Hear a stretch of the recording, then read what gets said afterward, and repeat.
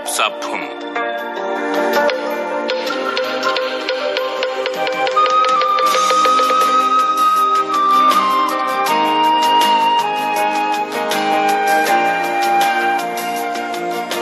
그때 세존께서는 야광보살을 비롯한 8만 명의 여러 대보살들에게 이르시었다.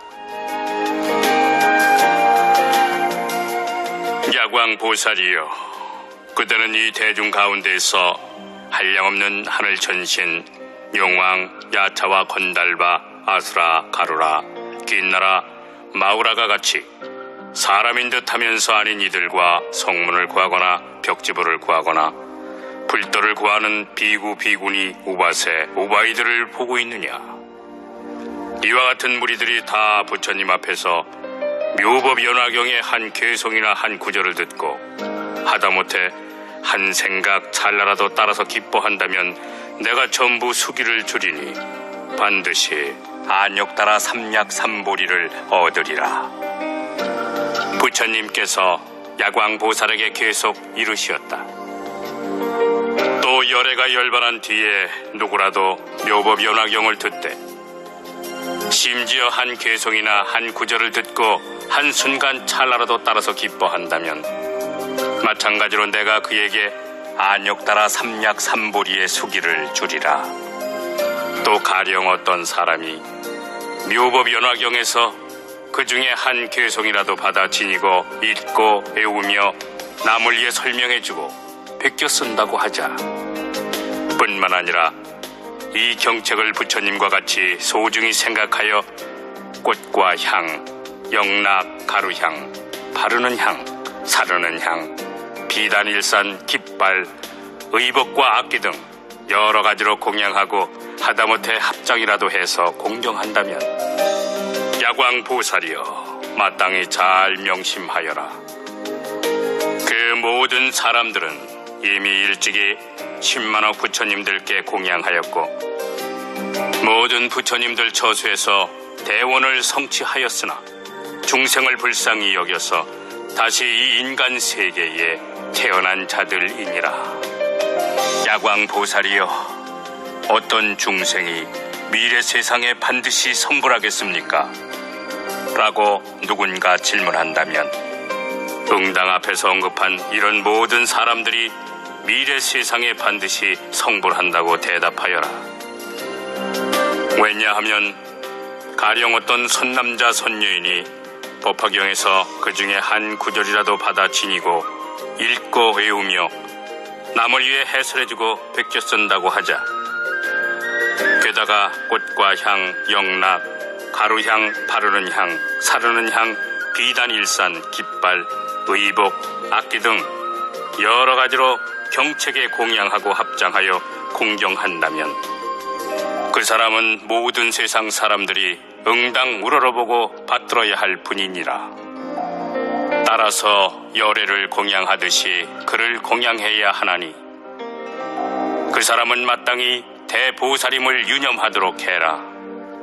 즉 이미 안욕따라 삼약삼보리를 성차였으나 중생을 가엾이 여기어 원력으로 이 세상에 태어나 묘법 연화경을 자세히 연설하며 분별하는 것이니라. 하물며 법화경 전체를 다 수지하여 읽고 외우며 여러 가지로 공양 올리는 사람이야 두말할 것이 있겠느냐. 야광보살이여, 마땅히 잘 명심하여라. 그 사람은 스스로 청정한 업보를 포기하고 내가 열반에 든 뒤 후세의 중생들을 가엾이 여기어 우타각세에 태어나 자세히 이 경전을 연설하는 것이니라.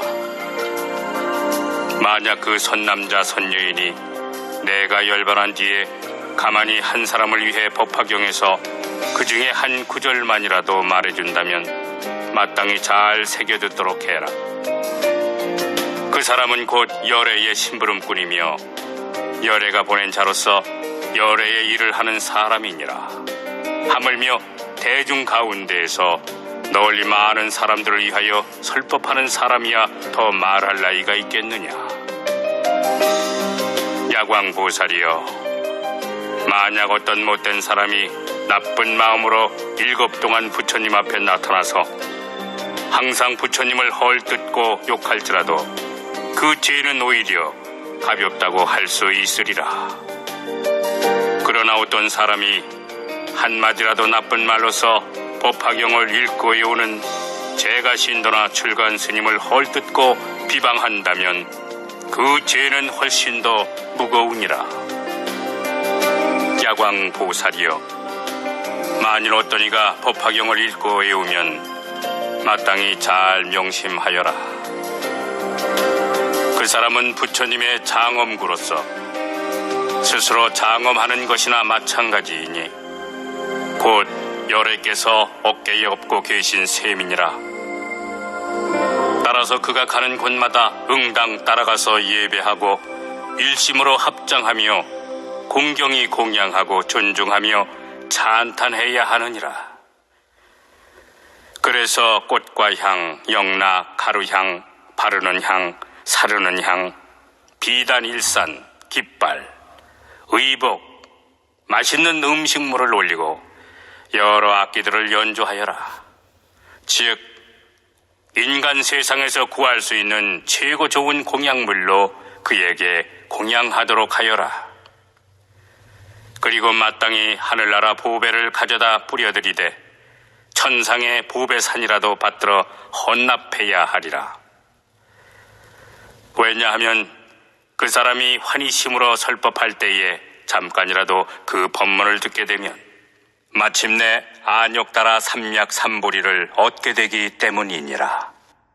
그때 세존께서 거듭 의미를 표현하시고자 괴성으로 말씀하셨다. 만약 부처님 경지에 머물러 자연 지혜를 성취하고 싶거든 항상 마땅히 성심껏 법화경 수지자를 공양하여라. 그 어떤 이가 일체 종지를 빨리 얻고자 하거든 본인도 마땅히 법화경을 수지할 것이며 아울러 법화경 수지하는 다른 이도 공양하여라. 만약 누군가 능히 법화경을 수지하거든 마땅히 명심하여라. 그는 부처님의 심부름꾼으로 모든 중생들을 불쌍히 여기는 자이니라. 법화경을 수지하는 모든 이들은 청정한 불국 세계를 버리고 중생을 가엾이 여겨서 이곳에 태어난 것이거늘 마땅히 그런 사람들은 나고 싶은데 자유자재하여 능히 이 오타각세에서 상세히 이 없이 높은 진리를 설법한다는 걸 명심하고 하늘의 아름다운 꽃과 향, 하늘나라 보배로 장식한 의복과 하늘의 훌륭하고 값진 보배들로서 설법하는 자에게 공양하여라. 내가 열반한 뒤 우타각세에서 능히 법화경 수지하는 이에게 마땅히 합장하고 예배하되 세존께 공양 올리듯이 할지니 맛있는 진수성찬 그리고 여러가지 의복으로 그 불자에게 공양 올리고 잠깐이라도 법문을 듣도록 하여라. 만약 능히 후세에 이 경을 수지하는 이들은 내가 그들을 인간 세계에 보내어 열애의 교화 사업을 하도록 하는 것이니 만약 7 동안이나 항상 나쁜 마음 먹고 성난 얼굴로 부처님 비방한다면 한량없는 충죄를 얻겠지만 그 어떤 이가 법화경을 독송하며 수지하는 자를 잠깐이라도 욕한다면 부처님 욕한 죄보다 훨씬 더 무거우니라. 어떤 사람이 부처님 경지를 구하여 7 동안을 합장한 채 내 앞에서 무수한 괴성으로 찬탄한다면 부처님을 찬탄했기에 한량없는 공덕을 얻겠지만 법화경 수지자를 찬탄한다면 그 복이 훨씬 더 많나니 80억 겁 동안 가장 좋은 물건과 찬송하는 말, 그윽한 향, 맛있는 음식, 부드러운 의복으로 법화경 수지자를 공양하여라. 이와 같이 공양하고 나서 잠깐 법문을 듣더라도 스스로 매우 기뻐하며 내 지금 엄청난 이익을 얻었다 할지니 야광보살이여, 지금 그대에게 말하건대 내가 설한 많은 경전들 가운데 법화경이 가장 제일이로다. 그때 부처님께서 다시 야광보살 마살에게 이르시었다. 내가 설하는 경전들은 자그마치 무량 1000만억 가지로 과거에 이미 설했으며 현재 설하고 있을 뿐 아니라 미래에도 설할 것이니라. 그러나 그 가운데에서 이 법화경이 가장 믿기 어렵고 이해하기도 어려우니라.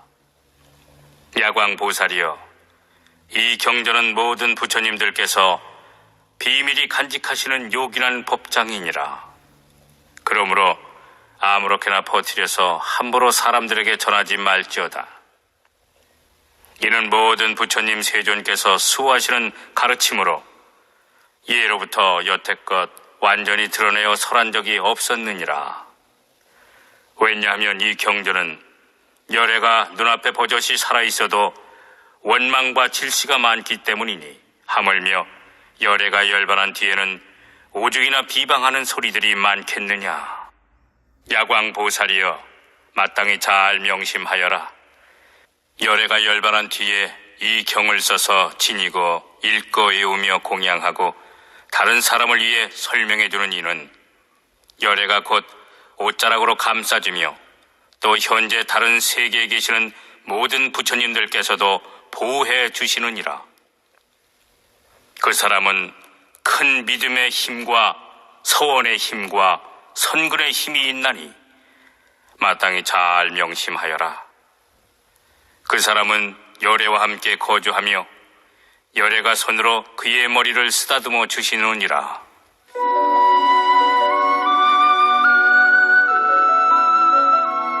야광보살이여, 이 경을 설하거나 읽거나 외우거나 쓰거나 하여 어디든 이 경책이 있는 모든 곳에는 당연히 칠보탑을 세워야 하느니라.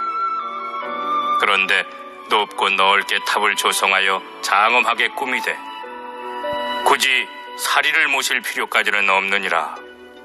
왜냐하면 경책 속에는 이미 열애의 전신이 모셔져 있기 때문이니라. 따라서 그 탑에 마땅히 온갖 꽃과 향, 영락, 비단, 일산, 깃발, 그리고 각종 악기들을 연주하며 노래와 찬성으로 공양하고 공경하며 존중히 찬탄해야 하느니라. 만약 누군가 그 탑을 보고 예배하고 공양한다면 그 사람들은 모두 안욕따라 삼략삼보리에 가까워졌음을 명심하도록 해라. 야광보살이여, 흔히 보살도를 닦고자 하는 제가신도나 출가한 스님이 만일 이 법화경을 보고 듣고 읽고 외우며 써서 간직하지 않고 공양하지 않는다면 마땅히 잘 명심하여라. 그 사람은 보살도를 제대로 잘 닦지 못하고 있는 자이니라. 그에 반해 누군가 이 경전을 듣고 읽는 자가 있다면 그 사람이야말로 능히 보살도를 제대로 잘 닦고 있는 자이니라. 부처님의 깨달음을 구하는 어떤 중생이 법화경을 보거나 듣고 들은 뒤에는 믿고 이해하며 수지한다면 그는 분명 안욕따라 삼략삼보리에 가까워졌음을 각별히 명심하도록 하여라. 야광보살이여, 가령 어떤 사람이 목이 말라서 물을 구하느라 저 높은 언덕에서 우물을 파내려가고 있다고 하자. 그런데 여전히 마른 흙만 보게 된다면 물이 아직 멀리 있다고 짐작하게 마련이니라. 하지만 계속 공들여 포기하지 않고 파내려간다면 젖은 흙이 나오는 걸 보게 되리라. 점점 덮어서 마침내 질척질척한 진흙탕이 나오게 되면 그 사람은 마음속으로 물이 곧 나올 것을 분명히 알게 되리라. 보살도 또한 그와 같아서 이 법화경을 아직 듣지 못한 상태이고 이해하지 못한 상태이며 닦아나갈 수 없는 상태라면 마땅히 명심하여라. 그런 사람은 안욕따라 삼략삼보리를 이루려면 아직도 한참 멀었느니라. 그러나 만약 법화경을 듣고 이해하며 깊이 사색하여 닦아나간다면 틀림없이 안욕따라 삼략삼보리에 가까워졌음을 알게 되리라. 왜냐하면 모든 보살들이 얻으려는 안욕따라 삼략삼보리가 모두 이 법화경 속에 설해져 있기 때문이니라. 다시 말해 이 경은 방편문을 열고 진실한 모습을 보여주느니라. 따라서 법화경의 가르침은 그 의미가 분명하고 심오하다 못해 너무 아득하고 멀어서 누구도 능히 그 경계를 쉽게 파악할 수 없느니라. 그렇지만 이제 부처님은 보살들을 교화하여 깨달음을 성취시키고자 보살들을 위해 그 가르침을 열어 보여주느니라. 야광 보살이여, 만일 어떤 보살이 이 법화경을 듣고 놀라서 의심하며 두려워한다면 그 자는 발심한 지 얼마 안 된 보살임에 틀림없느니라. 그러나 성문지에 있으면서 이 경을 듣고 놀라서 의심하며 두려워한다면 그 사람은 깨닫지 못하고도 깨달은 채 하는 증상만자임에 틀림없으니 잘 유념하도록 하여라. 야광보살이여, 만약 어떤 선남자 선녀인이 열애가 열반한 뒤에 사부 대종을 위하여 이 법화경을 설하고자 한다면 어떻게 설해야 하는가? 그 선남자 선녀인은 열애의 방에 들어가서 열애의 옷을 입고 열애의 자리에 앉아 사부 대종을 위해 자세히 이 경을 설해야 하느니라. 열애의 방이란 일체 중생들에 대하여 크게 자비한 마음이며 열애의 옷이란 부드럽고 온화한 인욕의 마음이고 열애의 자리란 모든 법의 공한 경지가 그것이니라. 따라서 그런 조건 속에 편안히 머문 뒤에 게으른 마음 없이 여러 보살들과 사부 대종을 위하여 상세하게 이 법화경을 설해야 하느니라. 야광 보살이여, 선남자 선녀인이 열애가 열반한 뒤에 사부 대종을 위해 법화경을 설한다면 내가 다른 세계에서 변화로 된 사람을 보내어 설법하는 자를 위해 가르침 들을 만한 대중들을 모이게 하리라. 또한 변화로 된 비구 비구니와 우바세 우바이를 보내어 그의 설법을 듣도록 하리라. 변화로 된 모든 사람들은 가르침을 들으면 믿고 잘 받아들이며 어기지 않고 순응하리라. 그리고 만약 설법하는 자가 아무도 없는 한적한 곳에 있다면 내가 하늘천신과 용, 귀신, 건달바, 아수라 등을 들어보내어 그의 설법을 듣게 하리라. 또 내가 비록 다른 세계에 있더라도 때때로 설법하는 자로 하여금 나의 몸을 보게끔 할 것이며 만약 암송하다가 경의 구조를 잊어버리면 내가 그에게 돌아가서 가르쳐주고 완벽하게 배우도록 하리라. 그때 세존께서 거듭 의미를 표현하시고자 괴성으로 말씀하셨다. 모든 게으른 생각 없애려고 노력하며 응당 이 법화경을 들어야 하나니 이 경은 듣기도 어렵지만 믿고 받아들이기 또한 어렵기 때문이니라. 마치 누군가 목말라 물을 구하여 높은 언덕에서 우물을 파되 물기 없는 마른 흙만 보게 되면 물이 나오려면 아직 멀었다고 알기 마련이나 점점 축축한 흙과 진흙탕을 보게 되면 물이 곧 나올 것임을 확실히 짐작하게 마련이듯 야광 보살이여, 마땅히 잘 명심하여라.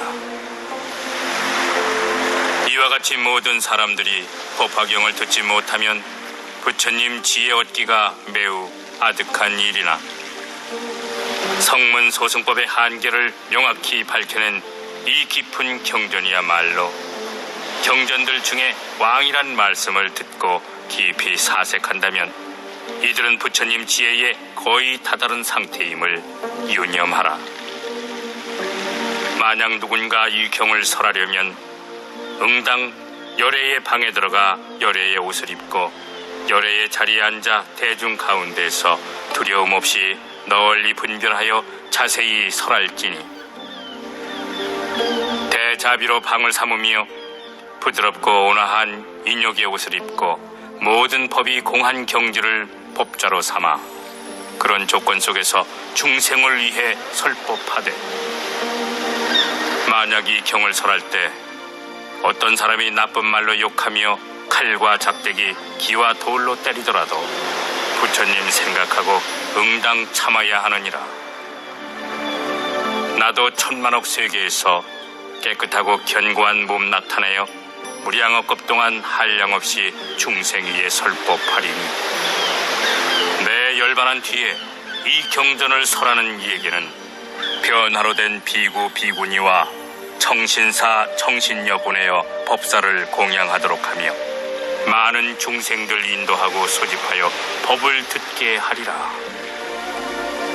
만일 누군가 법사에게 나쁜 마음 먹고 칼과 몽둥이, 기와 돌로 해치려고 한다면 즉시 변화로 된 사람 보내어 법사를 지키고 보호하게 하며, 만약 설법하는 사람이 홀로 고요한 곳에 있으며 적막하고 아무도 없는 곳에서 이 경전을 읽고 외우거든 내 그때 청정한 광명의 몸을 나타내어 혹 그가 글귀를 잊어버려서 막히게 되면 그를 위해 일러주어서 막히지 않고 통달케 하리라.